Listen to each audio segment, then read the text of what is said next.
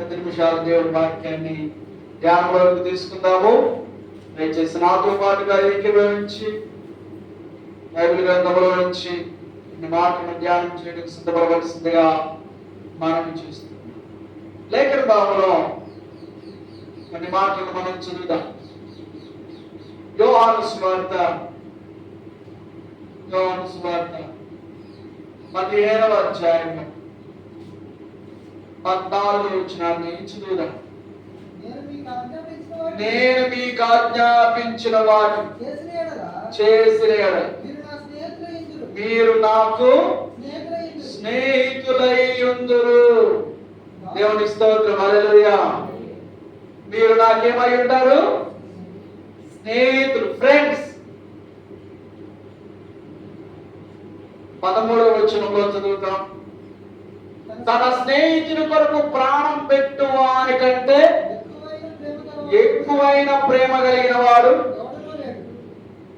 మంచి స్నేహితుడు, నిజమైన స్నేహితుడు, యథార్థమైనటువంటి స్నేహితుడు.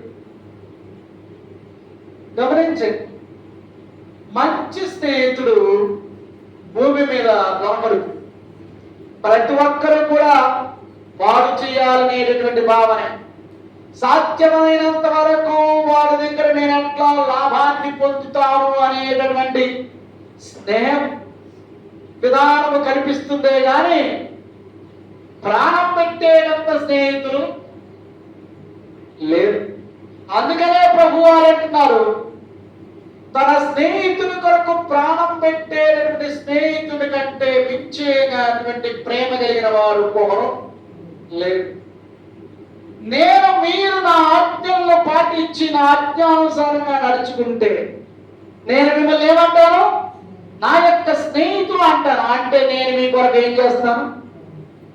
ప్రాణం పెడతాను. దేవుని స్తోత్రం. హల్లెలూయా. A good friend will give his soul. త్యాగపూరితమైనటువంటి స్నేహం, మంచి స్నేహం, చక్కటి స్నేహం. ఈ మంచి స్నేహం ఈ రోజున లేదు. పాడు చేసేటటువంటి పనికిమాలిన స్నేహాలే ఉన్నాయి. అనేక మంది వారి యొక్క జీవితానికి సరిపడా స్నేహాలను ఎంచుకుంటారు. అంటారు కదా, వీడు వాడు ఒకడు దొంగ అంటారు. ఏ గూటి పక్షులు ఆ గూటికి చేరతాయి అంటారు. మంచోడు చెడ్డవాడి స్నేహానికి పోడు, చెడ్డవాడు మంచివాడిని పిలవడు. అరే ఈ రోజు అన్నింటి ఇబ్బంది అనమాట. ఇది వింటే లేకపోయింది, వద్దు మనకొద్దు ఇలాంటి స్నేహాలు. గమనించండి, మంచి స్నేహం ఎక్కడుంది?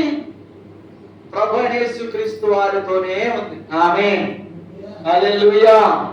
మంచి స్నేహితుడు ఆయన, విడువక ప్రేమించేవారు, ఎడతెగక ప్రేమించేవారు.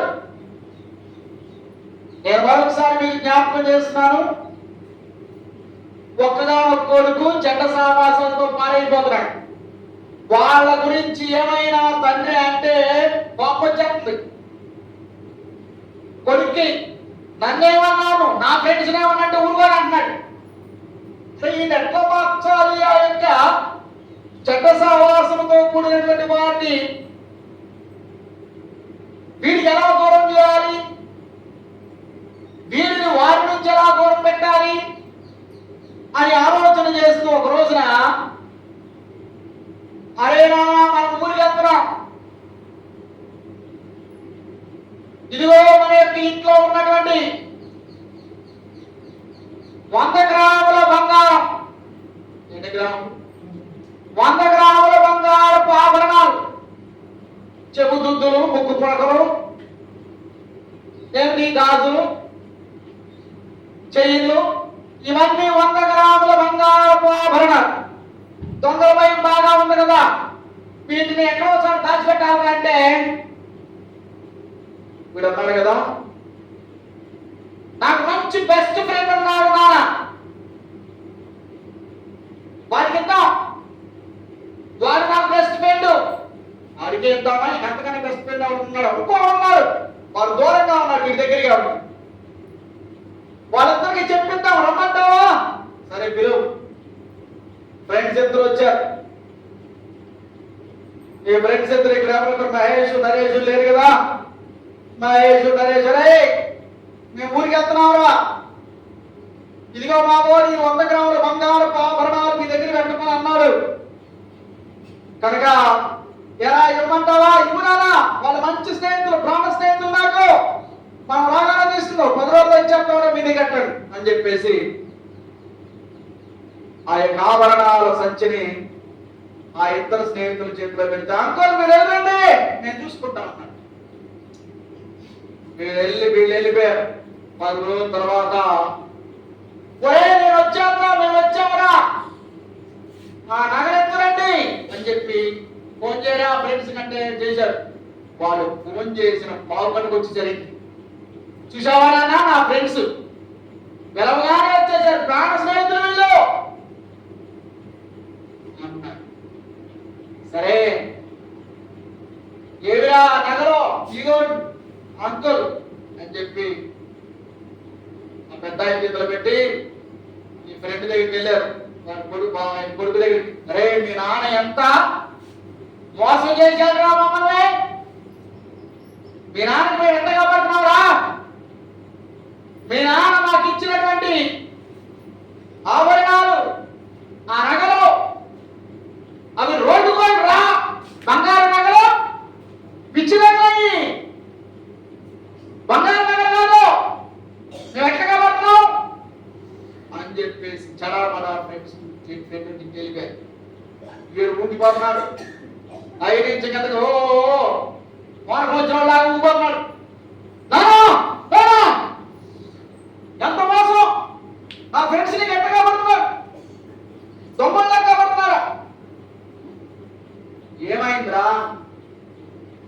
వాళ్ళకి బంగారు నగలని చెప్పి రోడ్డు వాళ్ళు పిచ్చినగలుగుతావా, ఇచ్చినగలుగుతామని చెప్పావంట, నువ్వు ఇచ్చిన పిచ్చియా అని అంటే ఏమనుకున్నావు? నా యొక్క ఫ్రెండ్స్ ని వాళ్ళు చాలా నమ్మకస్తులు, అదార్థవంతులు. అంటే అవునరా, నేను వాళ్ళకి ఇచ్చింది పిచ్చినగలే, ఆయన నేను పిచ్చినగలు ఇచ్చానా అని తెలుసు.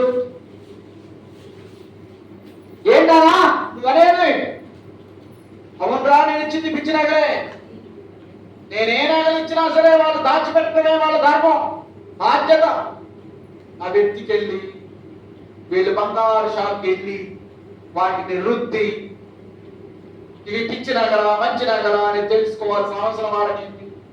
వాళ్ళు ఏదో పెద్ద మంచి స్నేహితులు, ప్రాణ స్నేహితులు, ది బెస్ట్ ఫ్రెండ్స్ అన్నావు కదా, మరి నేనే దానికి ఎంత నమ్మకం రోజు నీ నగల కాకేయాలనే కదా వాళ్ళు ఏం చేశారు, షాప్కు తీసుకెళ్ళి పరీక్ష చేశారు.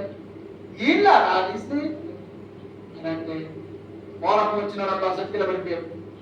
నిజమేనా? నా నేను నమ్మినటువంటి వాళ్ళైతే నేను పిచ్చి ఇచ్చిన వాళ్ళు ఎట్లా చూసేవాళ్ళు, అంగారమరాగానే చూశారు. ఆ వ్యక్తికి వెళ్ళి పరీక్షించాల్సిన అవసరం వాళ్ళు దోచుకోవాలనుకున్నారు కాబట్టి, వాటిని దొంగిలించాలనుకున్నారు కాబట్టి వాళ్ళని మరీ చెక్ చేసుకున్నారు. నిజమే, ఈ రోజుల్లో ఎదుగుదలను ఆపేక్షించే స్నేహితులు లేరు, పోలబోసేవాళ్ళే. ప్రభు అని అంటున్నారు కదా, నేను మీకు ప్రాణాన్ని ఇస్తా. దేవుడు ఇస్తాడా? నిజమైన స్నేహితుడు ప్రాణాన్ని పెడతాడు. ప్రాణం పెట్టు స్నేహితుడి కంటే గొప్ప స్నేహితుడు ఎవరో? యేసు ప్రభు వారు మనందరి కొరకు ప్రాణం పెట్టాడు. ఆమేన్. ఫిలిప్పీయులకు రాసిన పత్రికలో మనకి మాట చదువుతాం. దేవుని యొక్క మహాకృపలో ప్రభు వారి గురించి చక్కటి వివరణ అక్కడ రాయబడింది. మనందరము చదివినట్లయితే ఎంతో ఆనందిస్తాం. దేవుని యొక్క ప్రణాళికతో కొన్నటువంటి స్థితి అంతా కూడా అక్కడ బయలుపడుతుంది. 2వ అధ్యాయంలో ఫిలిప్పీయులకు రాసిన పత్రిక 2వ అధ్యాయము 5వ వచనం చూడండి. క్రీస్తు యేసునకు కలిగిన మనస్సు మీకును. ఆమేన్. ఏమిటి క్రీస్తు యేసు కలిగిన మనస్సు? మంచి స్నేహం, ప్రాణం పెట్టే స్నేహం. కూతురు బయట పడుకోవడానికి ఫ్యాన్ లేదు, కరెంట్ పోయి ఒక్కపోసారు. అరే మనవరాలు సెలవుకి వచ్చింది, సెలవులకు మనవరాలు వేసిన అమ్మమ్మ బయట పడుకుంటుంది, మంచి వేసిన బయట వస్తుంది నేను కొడుకోనే దెయ్యాలు వస్తాయి, భూతాలు వస్తాయి నేను కొడుకో భయం వేస్తుందంటే చచ్చిపోతాను నేను డాక్టర్ పోయి చల్లని గాలి బయట బాటిల్ వేసుకున్నారా అని చెప్పేసి మంచి వేసి కొడుకున్నావా భయం వేస్తుందంటే భయపడ మాకు నేనున్నానుగా, అమ్మో దెయ్యం తెచ్చిపోతున్నాను నేనున్నాను కదే, అమ్మో నేను భయం వేస్తుంది చచ్చిపోతాను అంటే నేనున్నానుగా, ఏ దెయ్యం రాదు బాధ రాదు. అవసరమైతే నా ప్రాణాన్ని నీ ప్రాణాన్ని అంటగట్ట, నా ప్రాణాన్ని నీ ప్రాణానికి ఆటగట్ట. ఏంటి ఎంతపై వెళ్ళిపోయినటువంటి దాఖలాలు ఎన్ని చూసాం మనం. భార్య భర్తలు ఇద్దరు కూర్చుని ఉంటారు, తెల్లారు లేచేయలేదు తెల్లారిపోయింది లేదు అంటే ఎత్తడా, అమ్మో రాత్రి ఏ టైంలో వెళ్ళిపోయాడు ఈ పక్కన నేను కోరుకుంటున్నాను. ఏ ప్రాణాన్ని అడ్డగలేదే, ఈ ప్రాణాన్ని అడ్డగేస్తావా, అది సాధ్యపడతా? ఆయన వెళ్ళిపోతుండే దేవుడా, ఆయన కాదు నన్ను తీసుకో అని అనగలుగుతామా? ఆలోచించి నిజమైన స్నేహితుడు ప్రాణాన్ని పెడతాడు. దేవుడితో యేసుక్రీస్తు వారు ప్రాణాన్ని పెట్టాడు. ఆమేన్. అలా ప్రేమించాం. మనం ఇంకనూ పాపంలో ఉండగానే, పాపపు బానిసత్వంలో ఉండగానే, దేవునికి అసహ్యమైన బ్రతుకుతూ ఉండగానే, ఈ లవ్స్ us like anything. ఎంతగా ప్రేమించాడో తెలుసా? ప్రాణము పెట్టినంతగా ప్రేమించాడు. ఏ మంచి లేని వాళ్ళని ప్రేమించాడు. నమ్మిన వారికి గ్రేట్ చెప్పాడు. హల్లెలూయా. He loves us like anything. నీవు చేస్తే ఫ్రెండ్షిప్ ఏసైందో చేయి. యేసుక్రీస్తు అని ది బెస్ట్ ఫ్రెండ్ అని. చాలా మంది బండ్లని కాదు రాసుకుంటుంటారు, my dad is my best friend, my mom is my best friend. నీ డాడీ కంటే, నీ మమ్మీ కంటే నీ దేవుడు నీ బెస్ట్ ఫ్రెండ్. దేవుడు స్తోత్రం. ఎవరు హీరో? జీసస్. నీకు హీరోగా ఉన్నది ఎవరో తెలుసా? యేసయ్యే. ఎందుకో తెలుసా? క్రీస్తు యేసును కలిగిన ఈ మనసు మీరును కలిగి ఉండండి. ఆయన దేవుని స్వరూపంగా ఉండి, దేవుని స్వరూపము కలిగి ఉండి విడిచిపెట్టకూడని వాక్యం ఎంచుకోలేదు. కానీ ఎవరి వరకు? దేవుని స్వరూపం కలిగి ఉండి విడిచిపెట్టుకోవడం భాగ్యం అనుకున్నాడు. ఎవరి వరకు విడిచిపెట్టకుండా భాగ్యం అనుకున్నాడు? దేవుని స్వరూపములో ఉండి ఆ స్వరూపాన్ని, ఆ స్థితిని విడిచిపెట్టకూడని భాగ్యమని ఎంచుకొనక దేవుని స్తోత్రం విడిచిపెడతారా? మన కొరకు విడిచిపెట్టేసి, మన కొరకు దేవుని స్వరూపం కలిగి ఉండి దేవునితో సమానంగా ఉండడం విడిచిపెట్టకూడని భాగ్యమని ఎంచుకొనలేదు. గాని మనుషుల పోలికగా పుట్టి దాసుని స్వరూపమును ధరించుకొని తనను తానే రిక్తునిగా చేసుకున్నాడు. దేవుని స్తోత్రం. హల్లెలూయా. He loves us. అంతగా మనల్ని ప్రేమించాడు. భార్యాభర్తలు పెళ్ళైనప్పుడు అంటారు కదా, వ్యాధేంద్రు బాధేంద్రు ఆరోగ్యమందును మరి ఏ విషయమైందైనా సరే నేను నిన్ను విడిచిపెట్టను, నీతోనే ఉంటా, నీతోనే కాపురం చేస్తా, నీతోనే బతుకుతా, నీతోనే చేస్తా అంట. భర్త కొరకు భార్య, భార్య కొరకు భర్త ఎదురు చూస్తా గడుపుతారు. పిల్లలు పుడతారు. ఈ పిల్లలు పుట్టిన తర్వాత ఈ భర్త భార్య ఏమంటారు తెలుసా? భార్య ఏమంటారు తెలుసా? ఆ శారీస్కి నేను కాపురం చేస్తున్నాను, ఎందుకు చేస్తున్నాను తెలుసా? పిల్లలను చూసి, పిల్లల మొహం చూసి కాపురం చేస్తున్నా, లేకపోతే ఎప్పుడో పిల్లలు తెలిసిపోయి అంట. అప్పుడేమో నీవేనా సర్వస్వం, నీవేనా లోకం పాపం ఏమన్నారు. ఇప్పుడు అన్నీ పోయి పిల్లల కొరకే అంట. ఆలోచించి ప్రభు సన్నిధిలో మంచి స్నేహం, నీవు ఆయన స్నేహాన్ని పోగొట్టుకోకు, ఆయన సన్నిధి పోగొట్టుకోకు, ఆయన మందిరాన్ని పోగొట్టుకోకు, ఆయన నామ మహిమార్థమైన కార్యాలకు దూరంగా ఆయనకి దగ్గరగా ఉంది. దగ్గర బాబు 6 వచనం చదువుదామా? 15వ అధ్యాయం 6వ వచనం చదవండి. యోహాను సువార్త 15వ అధ్యాయం. ఎవడైనారో నా యందు నిలిచి ఉండిన ఎడల వాడు ఎవరైనా నా యందు నిలిచి ఉండని ఎడల వాడు తీగవలే బయట పారవేయబడును. గమనించండి, ఒకవేళ ఆయనతో మనం స్నావాసం చేయకపోతే మనం పారవేయబడతాం. మనుషులు మనల్ని వారేస్తారు, మనం చేసేస్తారు. మనం ఎదగలం. పీతలో ఎక్స్పోర్ట్ అవుతుంది కదా, అన్ని దేశపు పీతల్ని పట్టుకుని ఒక షిప్పులో పెట్టారు. అన్ని దేశపు పీతల్ని పట్టుకున్నాక షిప్పులో పెట్టారు, డబ్బాలు, 2 డబ్బాలు. ఆ యొక్క పీతలు ఉన్నాయి, ఆ డబ్బాల మీద పేరు రాశారు. ఇవి జపాన్ పీతలు, ఇవి ఆఫ్రికా పీతలు, ఇవి ఇదిగో చైనా పీతలు, ఇవి ఆస్ట్రేలియా పీతలు, ఇవి శ్రీలంక పీతలు, ఇవి ఇండియా పీతలు అని చెప్పి ఆ డబ్బాల మీద ఆ పీతల్ని, ఆ దేశపు పీతలు దాంట్లో వేసి ఆ డబ్బాల మీద పేరు రాసి ఆ డబ్బాలన్నీ కూడా షిప్పులో పెట్టి ఎక్స్పోర్ట్ చేస్తున్నారు వేరే దేశానికి అడిగిన వాళ్ళకి. అయితే ఆ ఓడను నడిపే కెప్టెన్, నడిపే నావికుడు వచ్చి 2 దేశాలు వచ్చినాయి, 7 దేశాల పీతలను పట్టుకున్నాం. పెద్ద పెద్ద డ్రమ్ములు, దాదాపు కొన్ని టన్నులు పట్టేటటువంటి ఆ యొక్క డ్రమ్ముల పీతలు. ఆ డ్రమ్ములకు పేర్లు, అన్ని పీతలకు కూడా మూతలు ఉన్నాయి. అన్ని పీతల డ్రమ్ములకి మూతలు ఉన్నాయి, కానీ ఇండియా పీతల డ్రమ్ముకు మూత లేదు. దీని మూత ఏంటి మర్చిపోయారు, మోమెంట్ అన్నారు వచ్చి అన్నారు. అంటే ఈ ఇండియా పీతల గమ్ముకు మూత అవసరం. అయినా ఈ గమ్ముకు మూత లేక వదిలేసాడు. ఈ గమ్ముకు మూత లేదని చెప్పి వెతికాం, ఏం చేయాలో కుదరలేదు. కాబట్టి మూతలు కావలసినటువంటి పీతలకు మూతలున్న గమ్ముల్లో పెట్టాం. ఈ ఇండియా పీతలకు మూతలు అవసరం లేదు, ఎందుకంటే ఇండియా పీతలు బయటికి రావు. ఒకవేళ ఎక్కి బయటికి వచ్చే పరిస్థితి ఏ పీతన్నా చేస్తే కిందన్న పీత ఏం చేస్తుంది, దాన్ని లాగి కింద పడేస్తుంది. అది ఎక్కడ పోదాన్ని ఎక్కడ గమనించండి. ఎదుగుదలను ఆకాంక్షించేటటువంటి స్థితి లేదు.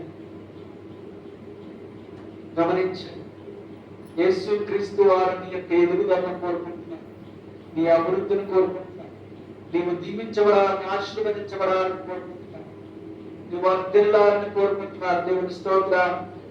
నీవు బాగుండాలని కోరుకుంటున్నారు, నీవు ఉన్నతమైన స్థితిలో ఉండాలని కోరుకుంటున్నారు. ఆమేన్. హల్లెలూయా, హల్లెలూయా. లేఖన భావంలో మనం ఈ మాట చదువుతున్నది 27వ కీర్తన 4వ వచనాన్ని చూడండి. కీర్తనల గ్రంథం 27వ కీర్తన 4వ వచనాన్ని చూడండి. యెహోవా యొక్క ఒక వరమడిగితిని, దానిని నేను వెతుకుచున్నాను. యెహోవా ప్రసన్నతను చూచుటకును, ఆయన ఆలయములో ధ్యానించుటకును నా జీవిత కాలమంతయు నేను యెహోవా మందిరములో నివసింపగోరుచున్నాను. దేవుని స్తోత్రం. 27వ కీర్తన 4వ వచనం. యెహోవా యొక్క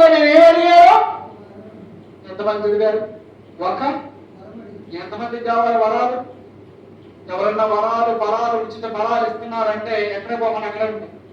బస్తాలకు వచ్చిందంటే పెన్షన్ వరకు ఎదురు చూస్తూ ఉంటాం చాలా మంది. ఎక్కడ పోరు, వద్దంటే పనికెళ్ళ మంది.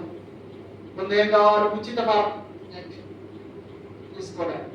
మనకు అవసరం అది, నీకు అవసరం, ఎందుకు పోగొట్టుకోవాలి? నిజమే. యెహోవా యొక్క వరం అడిగారు, దాని కొరకు నేను కనిపెడుతున్నా. దేవుని స్తోత్రం. ఇవి అయిపోతాయి, ఇవి ఖర్చు ఉండవు, కానీ దేవుని వరం అంతకంతకు పెరుగుతుంది. దేవుని స్తోత్రం.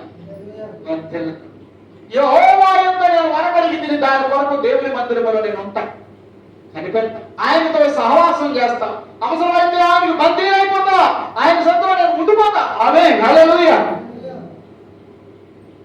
దివారాత్రులు ఆయన సన్నిధిలో ఉండిపోతా, నా జీవిత కాలం అంతా నేను ఉండిపోతా.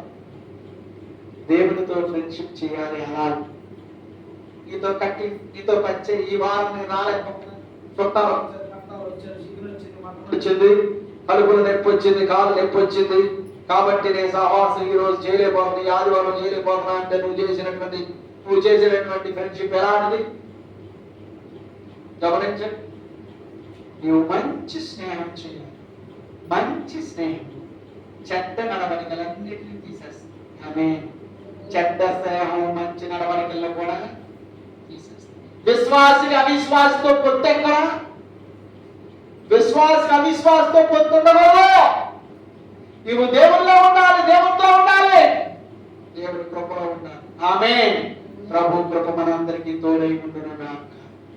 ఆమె ప్రార్థన చేసుకుందాం. ప్రతి ఒక్కరి కృపలో ఉంచుదాం మంచి స్నేహం.